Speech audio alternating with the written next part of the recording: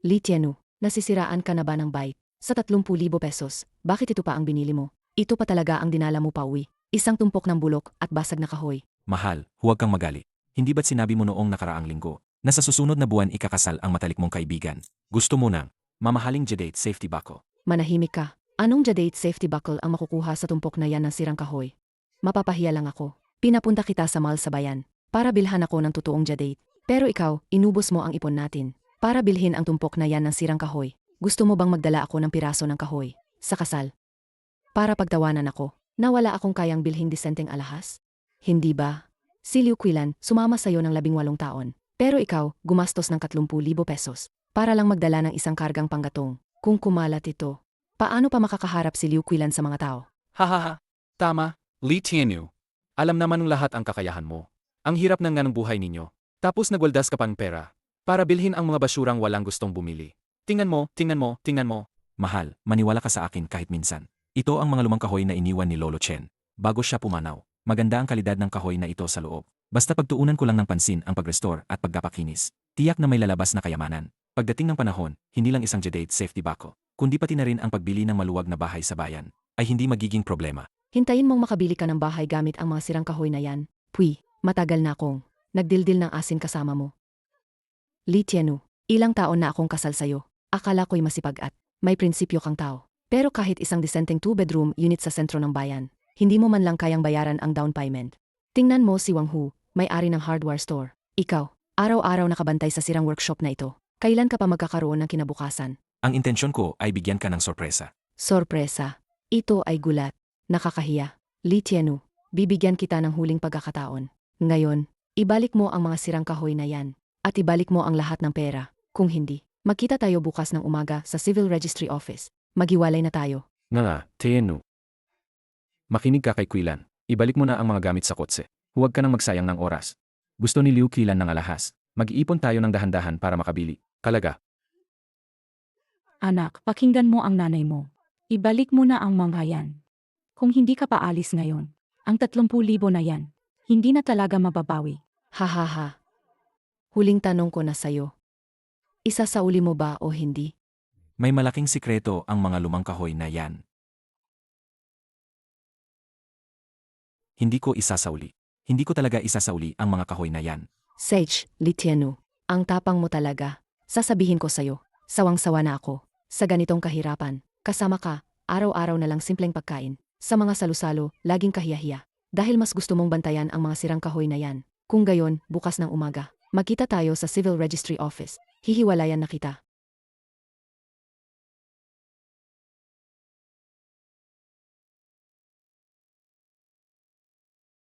Lolo Chen, naniniwala ako sa pagkatao ninyo.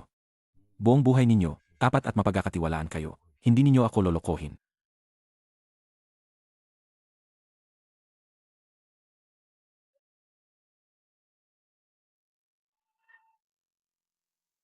Oo, Tianyu, ang gabi na, kasama mo pa rin ang paborito mong sirang kahoy. Ang sipag mo naman. Kuya Tianyu, hindi ka pa natutulog sa gabi? Nakikipag-ugnayan sa mga sirang kahoy mo. Sino ang nagpapasok sa inyo dito? Oh, ang lakas naman ng loob mo. Hindi pa tayo hiwalay. Hindi na ako makakabalik sa bahay na to. Bumalik ako para kunin ang mga damit ko. At para sabihin sa'yo, bukas, alas 8 ng umaga sa Civil Registry Office. Huwag kang malat, wala akong oras para sayangin sa'yo. Pwedeng kumuha ng damit, pero huwag mong galawin ang mga gamit ko. Sino ba ang may gusto sa mga sirang kahoy mo? Kahit ibigay mo pa sa akin, ayaw ko, nakakaabala lang. AMEA. Ang tumpok ng basura na yan, binili mo ng 30,000. Sa tingin ko, nababaliw ka na sa kahirapan. Si Qilan, nagtiis sa hirap kasama ka sa loob ng 18 taon. Panahon na para maranasan niya ang magandang buhay. Ang problema namin ni Qilan, hindi mo dapat pinapakialaman. Oh, ang yabang mo pa. Kita mo to, kakatransfer ko lang ng pera kay Qilan para sa kanyang mga alahas. 2 taon kang nag-ipon, 30,000 lang. Paano ka makikipagkumpetensya sa akin? Dahil sa'yo, hindi ako makabili ng bagong damit. Pinapayuhan kitang maging matalino. Bukas, pirmahan mo na agad. Para maipakilala pa kita kay Kuya Hu. Para maging pintor, para kumita ka. Para makabili ka ng gamo para sa tatay mo. Hindi ko kailangan ang peking kabaitan mo. Kunin mo na ang gamit mo at umalis ka na. Sa tingin mo, gusto kong manatili dito. Kung hindi lang dahil sa damit. Nanidiri ako sa bakuran mong yan.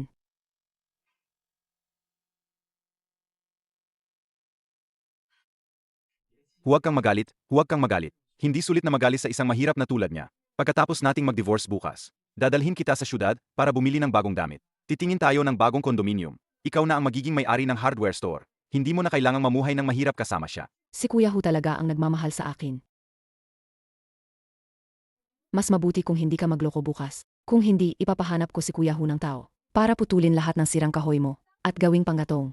Yemi, Kung ako sa'yo, matagal ko nang itinapon ang mga sirang yan. Itinatago mo pa rin na parang kayamanan. Itapon mo na. Nakakatawa ka.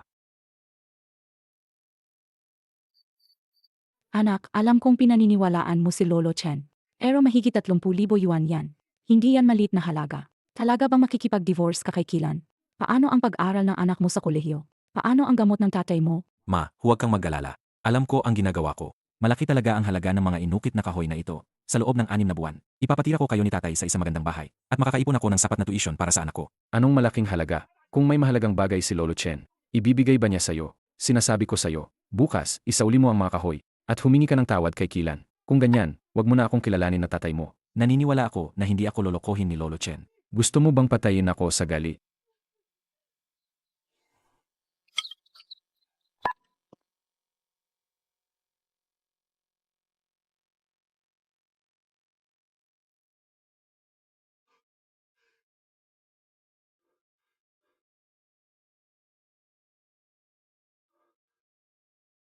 Ang sulat na ito, kay Lolo Chen.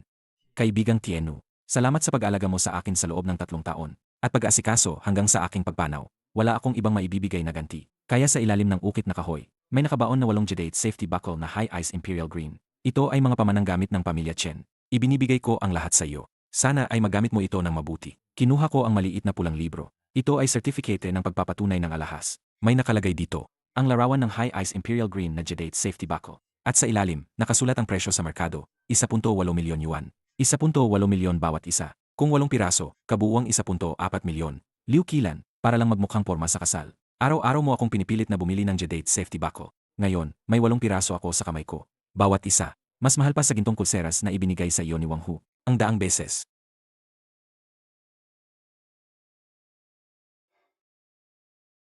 Kilan, naiwan mo ba ang family registry sa drawer ng bahay niya? Walang problema. Bukas umaga, pupunta tayo para kunin. Diretso tayo sa Civil Registry Office. Hindi siya magbago ng isip. Li Tianyu, buksan mo ang pinto. Li Tianyu, buksan mo ang pinto. Huwag kang magpanggap na patay sa loob. Bilisan mo, buksan mo ang pinto.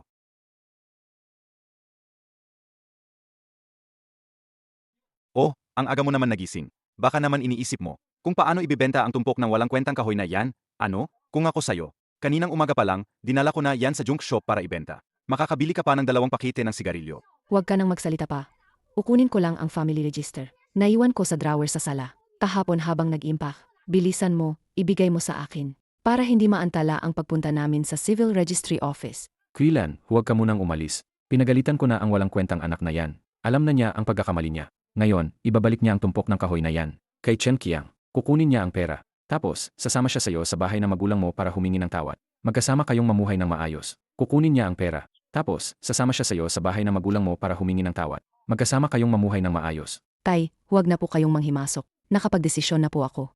18 taon kaming nagsama. 18 taon kaming mahirap. Ayoko nang maging mahirap. Binilhan ako ni Kuya Hu ng gintong pulseras. Binilhan ako ng bagong damit. Hindi kailanman maibibigay sa akin ni Li Tianyu ang mga yan sa buong buhay niya. Oh, Li Jiangwo, hindi mo pa pala alam, ano? AMEA, kagabi, sinabi sa akin ni Li Tianyu, na ang tumpok ng lumang camphor wood carvings na yan ay malaki ang halaga. Makakakita raw siya ng 10 bises na kita sa loob ng 6 na buwan. Nakakabili pa nga ng bahay na may palapag. Hindi niya papansinin ang Liu Qilan na tulad natin. Walang hiya. Nagyayabang ka pa sa labas ng ganyan. Huling tanong ko na sa'yo. Isasauli mo ba itong mga kahoy o hindi? Kung hindi mo isasauli ngayon, ituturing kong wala akong anak na tulad mo. Pakinggan mo ang tatay mo. Isoli mo na lang. 18 taon na kayo ni Kilan. Magko-college na ang anak niyo sa susunod na taon. Hindi kayo pwedeng maghiwalay. Pakinggan mo ang tatay mo. Isoli mo na lang. 18 taon na kayo ni Kilan. Magko-college na ang anak niyo sa susunod na taon. Hindi kayo pwedeng maghiwalay. Kung nawala ang pera, pwede nating ipunin ulit. Pero kung masira ang pamilya, hindi na ito mabubuo. Sinasabi ko sa'yo, Li Tianyu, kahit isasauli mo pa ang mga kahoy ngayon, hindi na ako babalik sa'yo. Si Qilan ngayon ang girlfriend ko. Siya ang magiging may-ari ng hardware store ko. Dalian mo, ilabas mo na ang family register. Huwag mo kaming abalahin. Kung hindi, tatawag ako ng ilang tauhan. At itong mga walang kwenta mong kahoy, gagawin naming panggatong.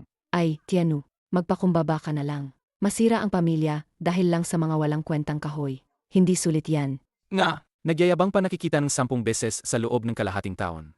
Sa tingin ko, nababaliw na siya sa pera. Kung ako siya, matagal na akong nagtago sa kahihiyan. Hindi ako atras.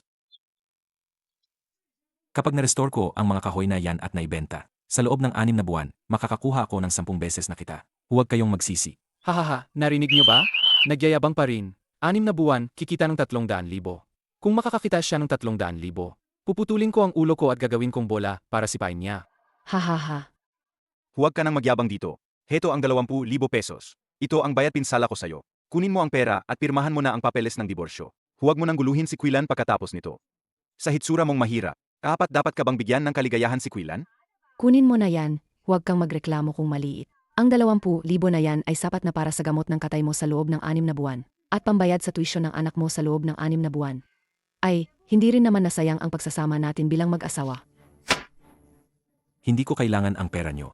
Pwede akong makipagdiborsyo. Pero hindi ko ibabalik ang mga kahoy. Kikita rin ako ng pera. Basta huwag lang kayong magsisi.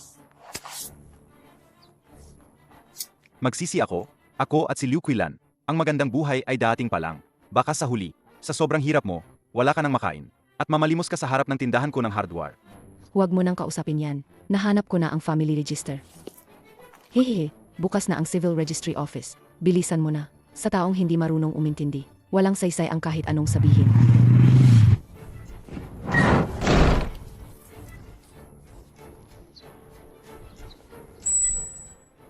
Ma, pupunta lang ako sa bayan para may asikasuhin. Babalik ako mamayang hapon. Ma, pupunta lang ako sa bayan para may asikasuhin. Babalik ako mamayang hapon. Kuya Litienu, kumusta na yung mga kahoy mo? 3,000 piso pa sa isang tumpok ng basura? Ang laki mo talagang tanga. Nag-isip ako kung saan ko itatapon. Salamat ha.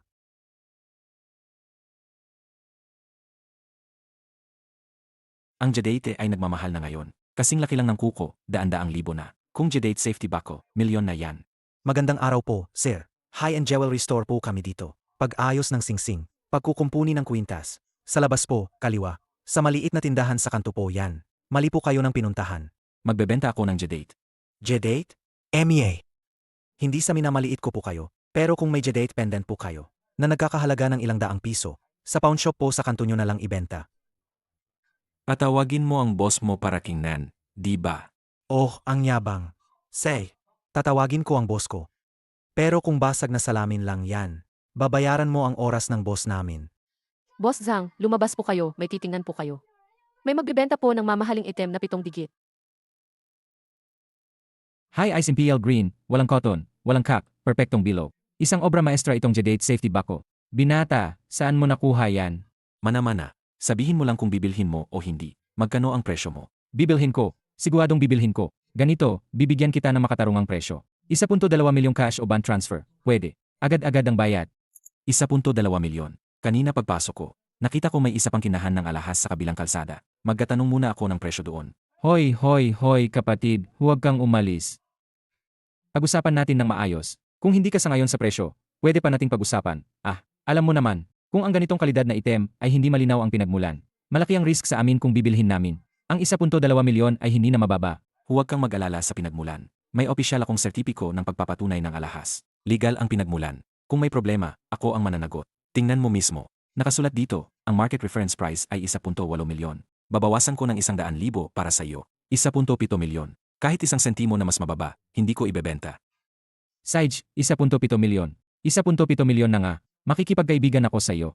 Sa susunod, kung mayroon ka pang item, dalhin mo rito. Bibigyan kita ng pinakamataas na presyo.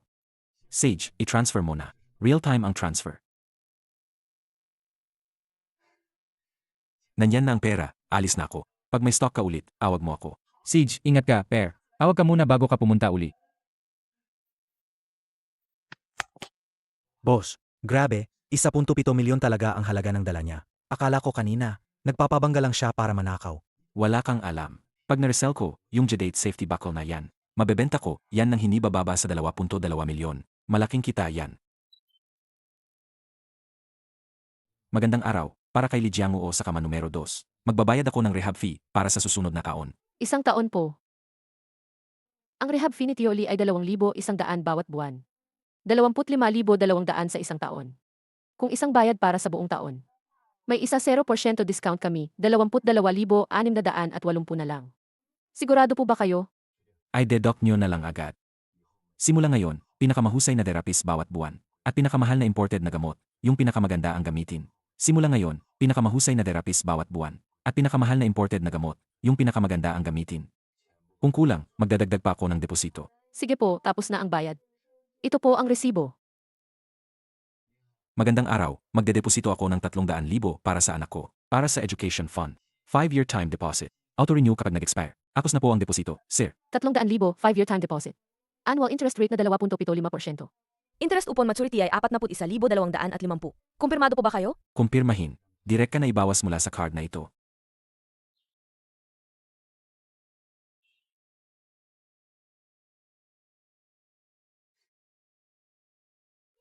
Oh, hindi ba si Litienu yan? Ibinenta mo na ba yang tumpok na sirang kahoy? Para makalikom ng pambayad sa diborsyo. Sabi ko na nga ba, walang halaga yang tumpok ng basura. Pero itinuring mong kayamanan. Magkano mo naman nabenta ngayon? Litienu, kung kinukulang ka sa pera, sabihin mo lang sa akin. Ang hardware store ko ay nangangailangan ng tagabuhat ng paninda. Bibigyan kita ng 3,000 sa isang buwan. Sapat na yan para sa pagkain mo.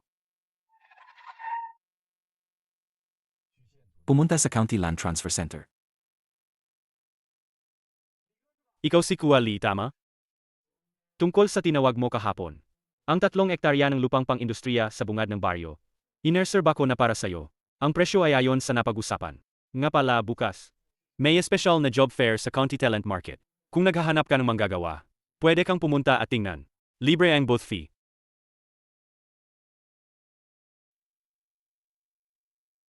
Oh, hindi ba yan si Su Xiaomi, ang silver medalist ng Provincial Intangible Cultural Heritage Competition? Su Xiaomi, bakit ka napunta rito sa bayan para maghanap ng trabaho? Hahaha. Bakit pa nag-aral ng wood carving ang isang babae? Kaya ba niyang hawakan? Ang pait. Ang mga inukit niya ay malambot at walang kwenta. May bibili ba niyan? Tama. Sa aming propsyon, wala pang babae. Hindi niyo kayang gawin ang pinong trabaho. Hindi niyo rin kayang buhatin ang mabibigat. Kukunin ka lang namin para maging palamuti? Ang amo namin, walang pera para magbayad ng walang silbi. Nakita ko ang gawa mo sa kompetisyon kamakailan. Maganda nga ang pagkakaukit mong plum blossom. Pero pang display lang, hindi praktikal. Ang kailangan ng kliyente ay matibay at kapaki-pakinabang na muebles. Hindi display na parang flower stand lang. Hindi ako mahina kumpara sa inyo. Ay akong buhatin ang daan-daang kilo ng comfort wood. Ang mga inukit kong muebles ay matibay. At mas detalyado pa kaysa sa inyo. Bakit niyo minamaliit ang mga babae? AMEA, bakit? Dahil sa mahigit 10 taon naming pag-ukit, wala pa kaming nakitang babae na naging master carver. Umalis ka na. Huwag mo kaming abalahin sa paghahanap ng trabaho. Ngayon, naghahanap ang furniture factory ng master carver. 8,000 ang buwan ng sahod.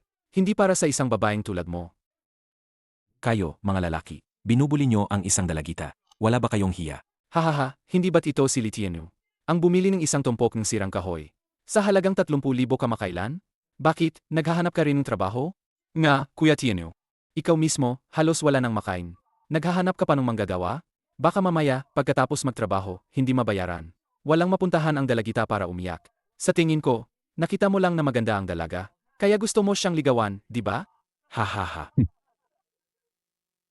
Ako si Litienu. Kakarenta ko lang ng industrial land sa dulo ng village para magtayo ng wood carving factory. 8,000 ang buwan ng sahod. Isa 0% komisyon sa proyekto. At may bonus pa sa katapusan ng taon kung maganda ang performance. Gusto mo ba? Totoo ba ang sinasabi mo? 8,000 at may komisyon pa? Totoo. Pwede na tayong pumirma ng kontrata ngayon. Babayaran ko ang lahat ng insurance mo, kasama na ang pagkain at tiyahan. Napanood ko ang kompetisyon mo 2 taon na ang nakakaraan. Ang kahon ng alahas na may kasukasuan na iyong inuki ay mas maganda pa sa nanalo ng gintong medalya. Naniniwala ako sa iyong kakayahan. Gagawin ko. Pwede na akong pumirma ng kontrata ngayon. Ay ako ang paggiling, pagputol at pag-ukit. Hindi kita bibigin. Litienu, nababaliw ka na ba? Magre-recruit ka ng babae sa halagang 8,000? Kami, ilang dekada na kaming nagtatrabaho. Bigyan mo lang kaming 6,000, pupunta kami. Magre-recruit ka ng isang babae. Mas maganda pa kung kaming 3 ang i-recruit mo. Tama, Kuya Tienu. Hindi kayang babae ang mabibigat na trabaho. Alam mo na, pagkatapos ng 2 taon, magpapakasal at magkakaanak tapos aalis na. Masasayang lang ang pera mo. Mas magaling ang aming kakayahan kaysa sa kanya. 6,000 ang offer mo sa amin? Mas sulit pa yan kaysa sa kanya. Sa paghahir ko ng mga trabahador, ang importante ay galing, hindi kasarian. Si Su Xiaomi ang kukunin kong master carver. Kung gusto ninyong maging apprentice, 3,000 ang sahod kada buwan. Tataas yan kung magaling kayo. Kung ayaw ninyo, huwag kayong humarang. 3,000 lang para sa apprentice? Nagpapalimos ka ba? Li Tianyu, sinasayang mo lang ang pera mo. Babae ang kukunin mong master? Makikita natin kung paano mo ito papatakbo. Sa 3 buwan, sara na yan. Hintayin mo na lang maubos ang lahat ng yaman mo.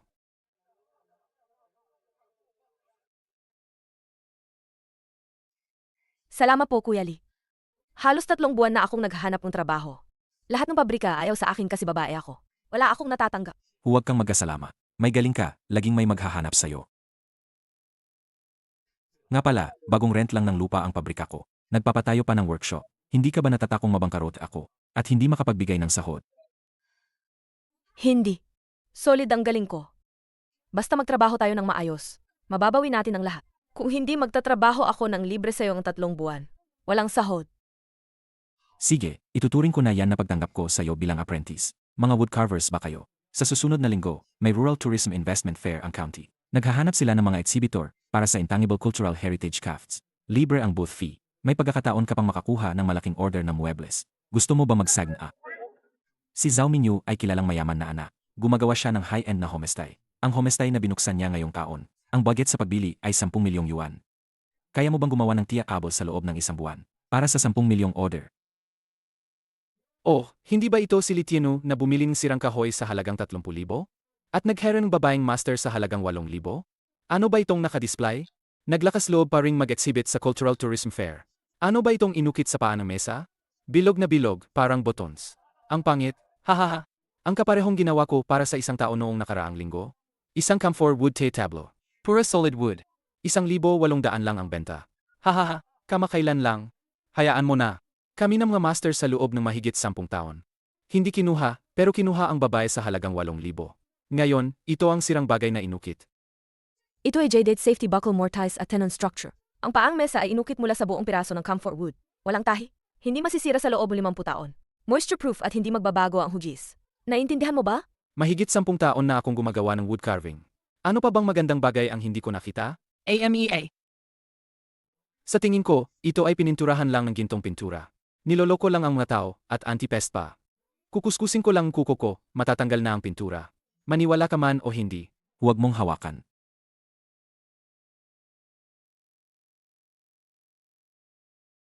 Paano ginawa ang mga mortise and tenon sa paa ng mesa na yan? Kinapa ko, pero wala akong makitang pinagdugtungan. Sarili kong disenyo yan, isang hidden tenon structure.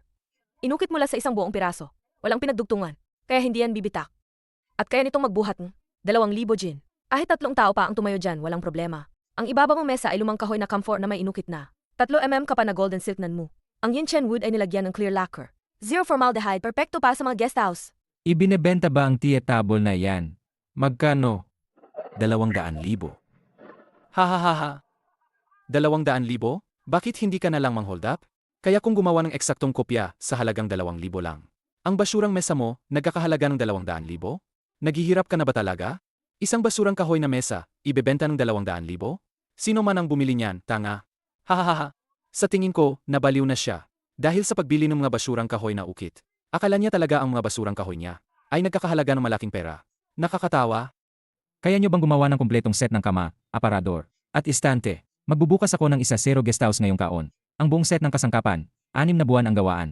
Kaya nyo bang gawin? Kaya talagang kaya. Mayroon akong kumpletong set ng mga disenyo dito. Ere-pareho ang estilo. At pwede pang i-customize ayon sa tema ng bawat guest house. Mga ukit. Lahat ay gawa sa lumang kahoy na camphor mahigit 50 taon na.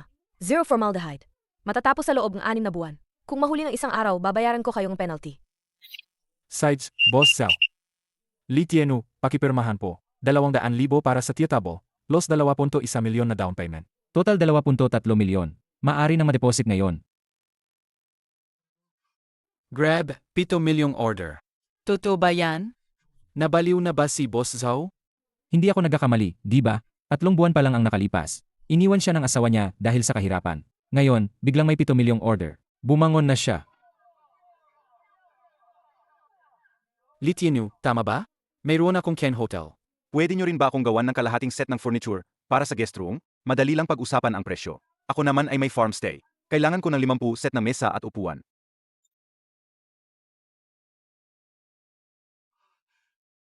Li Tienu, masarap makipag-ugnayan sa inyo. Sa susunod na linggo, dadalhin ko ang designer ko sa inyong pabrika para tingnan ang progreso ng produksyon. Kung may kailangan kayo, sabihin lang sa aking asistan.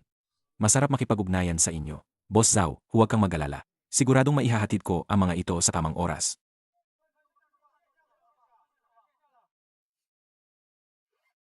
Oh, hindi ba ito si? Yung bagong kumuha ng 7 milyon na order na. Si Boss Lee, bakit sa tindahan ng kutsilyo ka na mamasyal? May kasama pang dalaga. Marunong ka namang mag-enjoy. Liu Quilan, ang bigat ng sinasabi mo. Malaking boss na siya ngayon. Ano bang masama kung may kasama siyang babae? Kaya pala kayang bumili ng imported na kutsilyo. Baka naman yung 200K mula sa pagbibenta ng tiyatable. Ginagawang pambili ng pangmayaman? Iemye, pag nagbayad na kayo ng penalty, huwag kayong magutom, ha? Ako ang master carver sa pabrika ni Kuya Lee. Hindi ako mistress o kasama lang. Akiusap, magalang ka naman sa pagsasalita.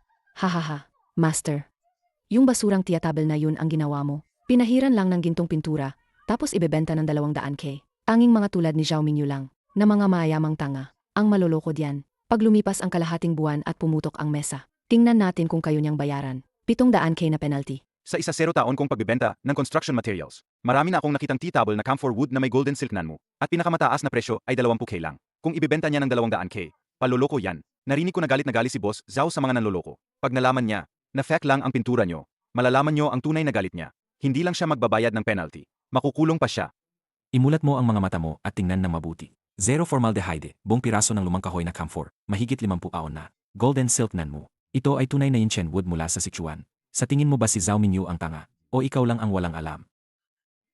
Huwag kang magyabang dahil lang sa nakakuha ka ng order. Hindi magtatagal ang pabrika mo ng kalahating buwan. Mababang karote ka. Naniniwala ka ba? Hindi mahalaga kung naniniwala ako o hindi. Mas mabuti pang asikasuhin mo ang sarili mong hardware store. Huwag ka lang magbenta ng substandard na materyales at manloko ng tao. Kuya Lee, sobra na sila.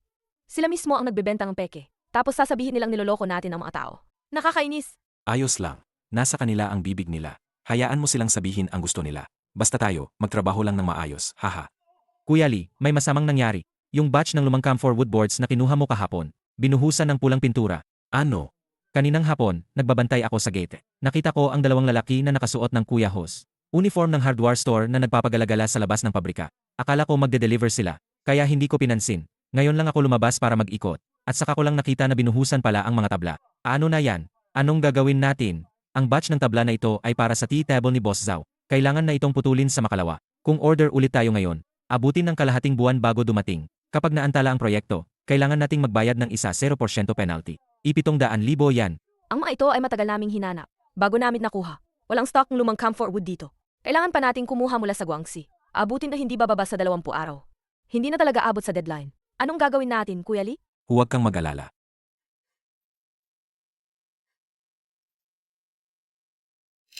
Kuya Lee, buti dumating ka. Si Wang Hu kanina sa group chat ng mga construction suppliers. Sa group chat ng mga may-ari ng bahay, nagkakalat ng sismis. Sabi niya, ang mga furniture mo ay may mataas na formaldehyde at gawa sa mababang kalidad na tabla. Boss Zhao, kararating ko lang sa pabrika. Ang batch ng lumang camphor wood na gagamitin ko para sa tea album mo. May nakakalat na pakaging bag ng Kuya Hu's hardware sa sahig. Gusto na ba niyang mamatay? Kuya Lee, huwag kang mag-alala. Dati, umorder ako ng tabla sa kanya. Pagsasaayos ng accommodation. 2 buwan pa lang pagkatapos ng renovation, nag-crack at nag-deform na. Naitago ko ang lahat ng quality inspection reports, chat records, proof of bank transfers, at marami pang complaint records mula sa mga customer. Naghahanap lang ako ng pagkakataon para ilabas ang mga yan. Hintayin mo, ayusin ko yan ngayon. Ipapadala ko yan sa iyo bukas ng umaga. Pagbabayaran niya lahat ng ginawa niya. Pababagsakin natin siya. Sage, salamat, Boss Zhao. Kuya Tienu, buksan mo ang pinto. May dala akong huazi para sa'yo. At 2 bote na mautay. Misunderstanding lang lahat ng nangyari dati. Nandito ako para humingi ng tawad. Bakit naman natapunan ng ganito ang kahoy na to? Sino ang gumawa nito? Walang hiya. Ito pa naman ay tunay na lumang camphor wood. Sayang na sayang. Kung alam ko lang kung sino ang gumawa nito. Una kong sasampalin ang walang hiyang yan. Ito ang eksklusibong plastic bag ng tindahan mo. Nakaimprenta pa ang numero mo. Sino sa tingin mo ang gumawa nito? Ha? Akala ko kung ano na. Marami akong plastic bag sa labas ng bahay. Pinupulot yan ng mga nangangalakal. Ginagamit nila. Malay mo kung sino ang nakapulot ng bag ko at gumawa niyan. Sinasadya mo lang akong pagbintangan. Kuya Tienu, huwag mo naman akong pagbintangan ng mali. Kung pinagbibintangan ba kita o hindi, alam mo sa sarili mo. Diretsuhin mo na. Huwag ka nang magpaligoy-ligoy. Hindi ka naman siguro nandito para humingi ng kawad, di ba? Sage, dahil diretsahan ka, hindi na rin ako magpapaligoy-ligoy. Nakuha mo ang 7 milyong order ni Boss Zhao. Agagaling lang sa hardware store ko ng bagong dating na Tunay na 50 taong gulang na kahoy na camphor. Siguradong pasok sa requirements mo. Magkano naman? Madali lang ang presyo. 20% lang ang mas mataas sa presyo sa merkado. Ako lang ang magsusupply sa'yo. Gagarantiya akong available agad kapag kailangan mo. Hindi maubusan ng stock. At saka, wala nang manggugulo sa pabrika mo. Ano, di ba? Isipin mo, kung walang manggugulo, matatapos mo ang proyekto mo, at siguradong makukuha mo ang 7 milyong yuan. Ano ba naman ang dagdag na gastos sa kahoy? Panalong-panalo ka rito. 20% na mas mataas sa presyo sa merkado? Magnanakaw na yan. Ang lahat ng kahoy namin ay galing sa Guangxi. 50 taong gulang na kahoy na camphor. May CMA test report, zero formaldehyde. Mas maganda itong isa 0,000 beses. Kaysa sa mga sirang kahoy mo na pinagdikit lang ang murang pandikit. Mas maganda itong isa 0,000 beses. Bakit namin kukunin ang produkto mo? Test report? Sa panahon ngayon, nabibili ang test report sa kahit anong presyo. Kung hindi ako masaya, ang 7 milyong yuan na order ay may isa 0% penalty. Ang 700,000 yuan, ilang mamahaling kahoy ang mabibili mo? Kalkulahin mo nga. Hindi ko kailangan magkalkula. Hindi ko rin kukunin ang mga depektibong kahoy mo. Anong kalidad ng kabla ang binebenta mo? Mas alam mo yan kaysa kanino man. Boss Zhao, ang mga tabla na kinuha ko sa'yo noon, 2 buwan pa lang pagkatapos ikabit, nag-crack at nag-deform na. Ayos ka, Li Tianyu. Binibigyan kita ng mukha, di ba? Sinasabi ko sa'yo, ang kooperasyong ito ngayon, gusto mo man o hindi, kailangan mong pumayag. Kailangan mong pumayag. Kung hindi, aw-aw akong magpapadala ng tao sa harap ng pabrika mo. Para hangan. Maglakas loob ka. Bakit hindi ako maglalakas loob? Basagin nyo ang 2 bagong engraving machine sa labas. Basagin nyo, para bigyan ng paalala si Boss Lee. Pag-isipan niya ng mabuti. Anong ginagawa mo? Akabili lang namin ang 2 makinang yan. Mahigit 100,000 yan. Bayaran mo kami. Bayaran mo itong 20,000 pesos. Pambayad sa down payment ng makina mo. Ang natitira ay paalala na lang kay Boss Lee. Bibigyan kita ng 3 araw para mag-isip. Pagkatapos ng 3 araw, kung hindi ka pa rin papayag na makipagtulungan sa akin, sa susunod, hindi na lang ito. Pagbasag ng 2 makina, maami akong paraan. Hindi mo mapatakbo ang pabrika mo. At pagbabayarin ka pa ng 700,000 na penalty. Maniniwala ka ba? Hindi importante kung maniniwala ako. Yung mga masamang ginawa mo, babawiin din ng karma sa'yo. Sige, magmatigas ka pa. Tingnan natin kung hanggang kailan ka magtatagal. Umalis ka. Pagkalipas ng 3 araw, babalik ako para sa magandang balita ni Boss Lee. Li Tianyu, ano na ang gagawin natin? Ang 2 makina na to ay para sa pag-ukit ng mga disenyo. Kung wala sila, hindi natin makakaya ang deadline ng mga ukit sa titable. Sobrang abusado ni Wang Hu. Pwede naman bumili ng bago kung nasira ang makina. Apos na ang magagandang araw niya. Boss Zhao, yung sinabi mo dati, yung kumpletong ebidensya na nagbebenta si Wang Hu ng mababang kalidad na boards. Pwede mo ba akong padalhan ng kopya? Kakabasag lang niya ng 2 carving machine ko. Oras na para humingi ng pananagutan sa kanya. Nasa factory mo ako sa loob ng kalahating oras. Handa na ang mga ebidensya. Nagtapang pa siyang basagin ang mga makina mo. Sa pagkakataong ito, isara natin ang negosyo niya ng kuluyan para hindi na siya makapagtrabaho sa construction supplies industry habang buhay. Sobrang palalo ni Wang Hu. Nagtapang pa siyang basagin ang mga makina mo. Gusto na ba niyang mamatay? Tingnan mo to, kumpletong ebidensya. Ito yung quality report ng boards na binili ko sa kanya noong nakaraang taon. Ang formaldehyde ay lampas sa limitasyon. Matapos mag-install ng homestay, ang customer ay na-hospital dahil sa allergy pagkatapos ng 3 araw. Binayaran ko siya ng 50,000. Ito ang aming chat history. Siya mismo ang umamin na ang batch ng mga tabla ay mga depektibong produkto. Ito ang mga screenshot mula sa maraming customer na nagrereklamo tungkol sa mga tabla niya na nabibiya at nagde-deform.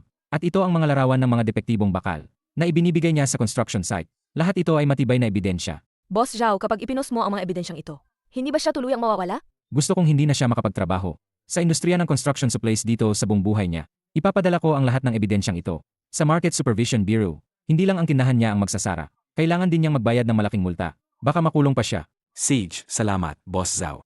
Idagdag mo rin ito. Sadyang sinira niya ang pribadong ari-arian. Sapat na yan para sa kanya. Sage po, nakahanap din ako ng ilang lokal na lifestyle accounts at construction accounts para mag-post din.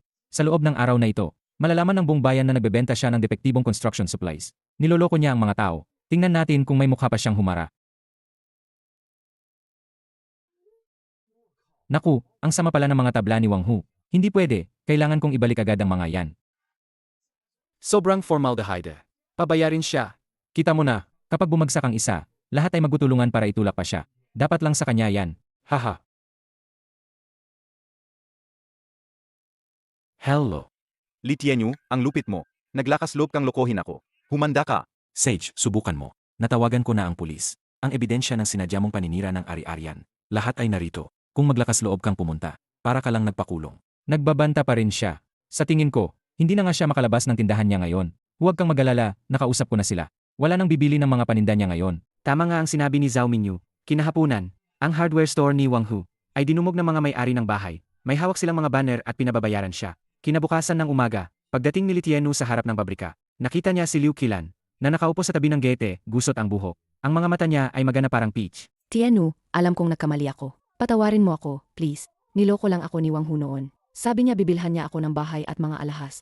Lahat pala yon ay panloloko. May utang siya sa Luan Shark. At tumakas na siya. Araw-ara akong ginugulo ng mga nangungulekta ng utang sa bahay ng nanay ko. Wala na akong magawa. Sarili mong pinili ang daan na yan. Wala na akong kinalaman diyan. Paano namang nga lang kinalaman? 18 taon tayong mag-asawa. Bukas na ang college entrance exam ng anak natin. Hindi mo ako pwedeng pabayaan. Alam kong nagkamali ako. Hindi na ako manggugulo ulit. Magiging mabuti na akong asawa sa'yo. Ikaw ang gustong makipaghiwalay noon. Ngayon nagsisisi ka. Nabulag lang ako. Nalin lang ako. Isipin mo na lang ang 18 taon nating pagsasama. Para sa anak natin, bigyan mo ulit ako. Ng isang pagkakataon, sige na. Alam kong mayaman ka na ngayon. Tulungan mo akong bayaran ang utang ko sa Luan Shark. Susundin ko na lahat ng sasabihin mo. Magsisilbi ako sa'yo. Ang problema mo sa Loan Shark, ikaw ang bahala dyan. Kuya Lee, kakadating lang ang 2 bagong carving machine. Ina-install ng mga master. Tingnan mo kung angkop ba. Ha? Subukan mong hawakan siya.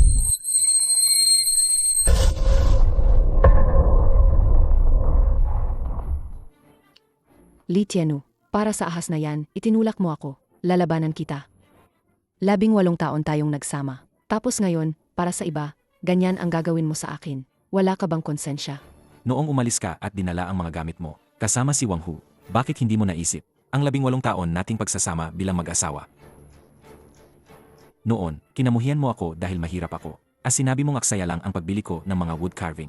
Tapos, bigla kang sumama kay Wang Hu. Bakit hindi mo naisip na mangyayari ito ngayon? Nalinlang lang ako. Nagkamali lang ako. Hindi mo ba ako mapapatawad kahit ngayon lang? Nagkaanak tayo. Mag-college na ang anak natin sa susunod na taon. Hindi mo siya pwedeng hayaang mawalan ng ina. Ano ba yan, ang ingay? Ang aga-aga, nag-iingay sa harap ng pabrika. Liu Qilan, hindi ka pa ba tapos mag-eskandalo? Ang mga nagpapautang kay Wang Hu ay nasa bahay na ng magulang mo at naniningil. May oras ka pa bang mag-ingay dito? Haha, tama. Ikaw mismo ang gustong makipaghiwalay. Kay Li Tianyu noon. Sino ba sa bayan natin ang hindi nakakaalam? Paano mo nilait si Li Tianyu noon? Sabi mo, baliw siya sa pagbili ng mga sirang wood carving. Ngayon, ang laki na ng pabrika niya. Bumabalik ka na naman para dumikit sa kanya. Kinakausap ko ang asawa ko. Ano ang pakialam ninyo? Anong asawa mo? Matagal na kayong hiwalay. Kung mag-ingay ka pa rito, tatawagin ko ang Women's Federation. Kung hindi pa rin, tatawag ako ng pulis. Idedemanda kita sa panggugulo sa normal na operasyon ng negosyo. Pasensya na. Li Tianyu, napahiya ka. Ito ay usapin sa amin ngayon. Kakausapin ko siya mamaya. Hindi na siya manggugulo uli. Dinala ko sina Boss Zhang at Boss Wang para tingnan ang mga muebles. Kailangang mag-upgrade ang 2 bed and breakfast nila. Kailangan nila ng 30 set ng muebles para sa bawat guest room. Walang problema. Ngayong hapon, papupuntahin ko ang designer para sumama sa inyo. Tuloy po. Tianyu, sagutin mo ang telepono. Anak mo ang tumatawag. Sabi niya, lumabas na ang resulta ng college entrance exam. Ay, Tay, nakakuha ako ng 678 points. Sigurado na ako sa Architecture Department ng Zhejiang University. magaling, Ana. Anong gusto mong reward? Bibilhan kita, ay. Wala akong kailangan na reward. Gusto ko lang matuto ng wood carving kay Etso. Ang ganda ng Jedate safety buckle na inukit ni Etso. Ang ganda talaga. Magagamit ko ito sa pag-aral ko ng architecture. Hahaha, sig. Pagbalik mo sa summer break, papaturuan kita kay Etsu. Kuya Lee, magandang balita. Nakatanggap lang namin ng abiso mula sa Bureau of Culture and Tourism. Ang aming pabrika ay narate bilang Intangible Cultural Heritage Wood Carving Demonstration Basin County.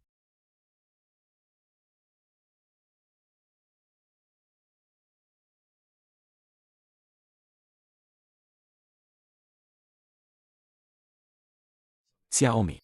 Ang pabrikang ito ay hindi magiging ganito kung wala ka. Basta magatuloy ka lang sa pagtatrabaho ng maayos. Ang Jedate safety buckle na ito ay ibibigay ko sa iyo bilang bahagi ng kita. Sana ang ating master craftsman ay makagawa pa ng mas maraming produkto. Sa totoo lang, matagal na kitang kilala. 2 taon na ang nakalipas sa Provincial Intangible Cultural Heritage Competition. Ikaw ang nanalo ng gintong medalya. Ako naman ang pilak. Noon, habang nagpapaliwanag ka tungkol sa mortise at tenon joints sa entablado, nakaupo ako sa ibaba at pinanood ka mula simula hanggang dulo. Alagang hinahangaan kita. Ha? Bakit hindi ko alam? Gusto sana kitang batiin noon. Pero umalis ka agad pagkatapos mong tanggapin ang iyong award. Sabi mo na ospital ang tatay mo, at kailangan mong umuwi para alagaan siya. Hindi ko akalain na pupunta ka sa job fair para i-hire ako. Su Xiaomi. Gusto mo bang kasama ko? Palakihin pa ang pabrikang ito, at ipasa ang sining ng paglililok ng kahoy. Dapat matatag ang paghawak ng kutsilyo. Sundan ang grain ng kahoy. Hahaha, Eitso. Tingnan mo ito. Hahaha. Litinyo, paano ka naglakas loob na gumastos ng 30,000 para bilhin ang mga sirang kahoy na yon? Akala ang lahat na babaliw ka na noon.